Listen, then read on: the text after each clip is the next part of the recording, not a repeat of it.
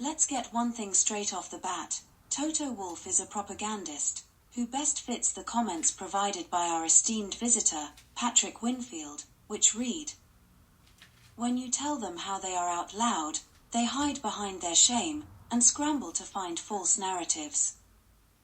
We found his words so striking, that we decided to take a break from the video we were doing, on how what is going on with Mercedes at present evokes shades of 2016, to quickly address the issue of the lies that Toto and F1 Media are spreading about the so-called whistleblower's allegation that Mercedes are deliberately sabotaging Sir Lewis's car and even putting his life in danger.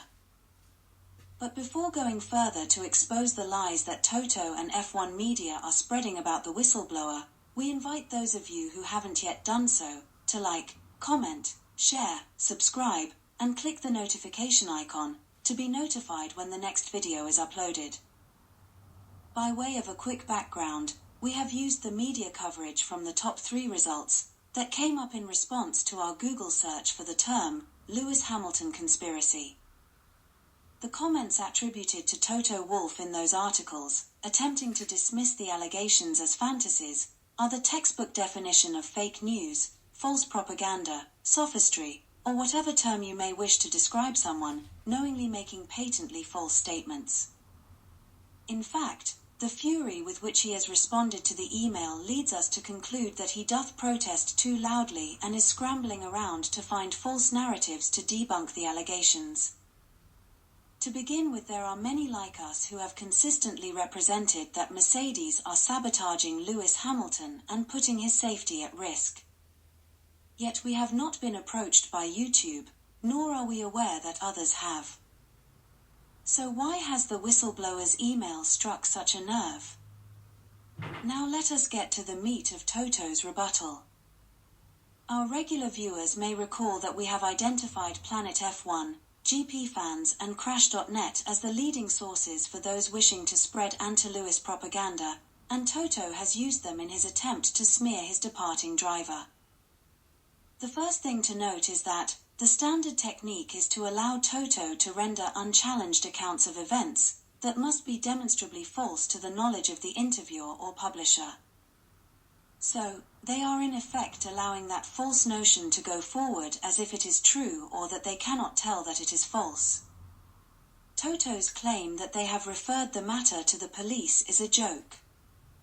It is not a crime to report your concerns, and the interviewer or reporter should have asked Toto why he reported this matter.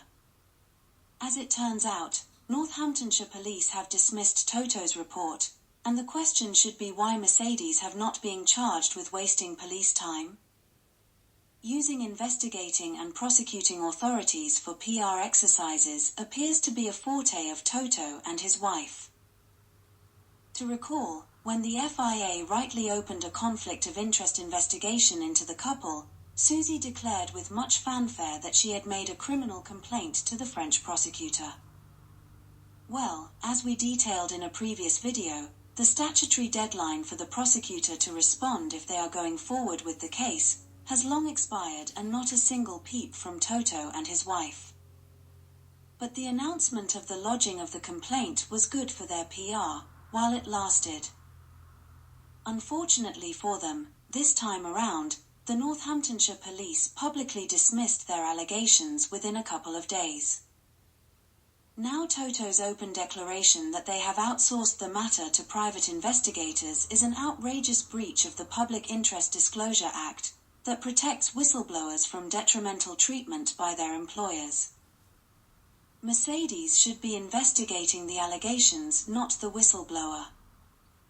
And any attempt to represent that the whistleblower is not an employee is just as outrageous as the suggestion that Marcy was entitled to rig the Abu Dhabi finale.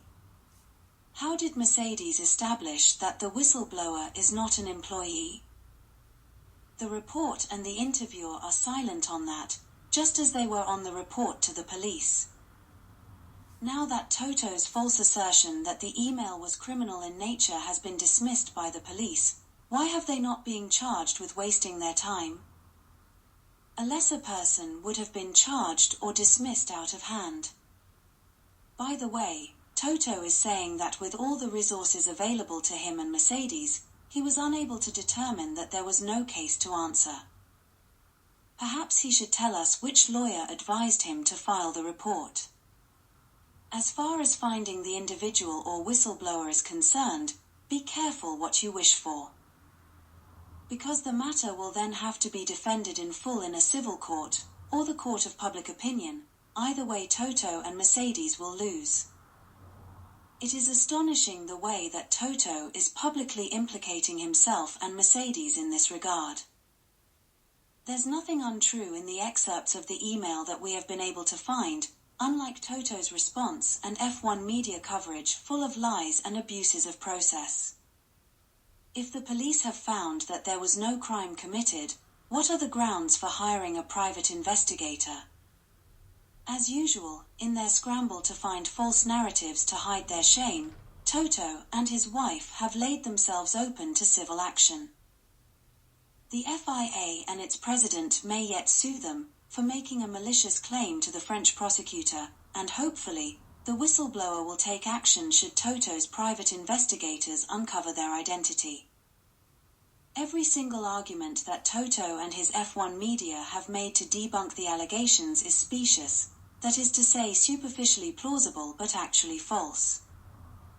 The synchronized headlines and suggestions by the F1 media that Sir Lewis debunked the allegations by out-qualifying Russell in Spain are just clickbait, evidencing a coordinated disinformation campaign. The truth of the matter is that he did not disprove the allegation by out-qualifying Russell. What he did, as we outlined in our previous video, was to outmaneuver Mercedes by hiding his true speed in the third practice session, so they wouldn't be disposed to nobbling him in qualifying.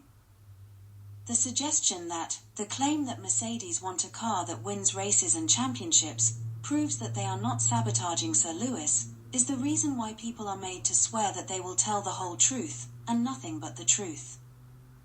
It is possible to use a half-truth to tell a great big lie.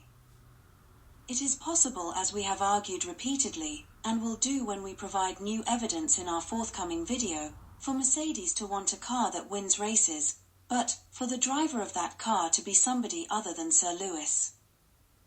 It is even possible to argue that Mercedes could have deliberately withheld the development of their car to frustrate Sir Lewis into retirement, and now that he is off elsewhere, they are unlocking the car's true potential. What cannot be argued, however, is that the essence of the whistleblower's allegations is brainless. Even some of our critics have argued that Mercedes are entitled to sabotage Sir Lewis in favor of George Russell. So, Toto and Mercedes have been shown to have no grounds for making a report to police. They also have no grounds for investigating the complainant, and will open a can of whoop-ass on themselves should they find the person.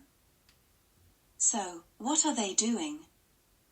Perhaps, maybe, just maybe, Toto and Mercedes are crying wolf yet again, as they scramble to find false narratives to hide their shame behind.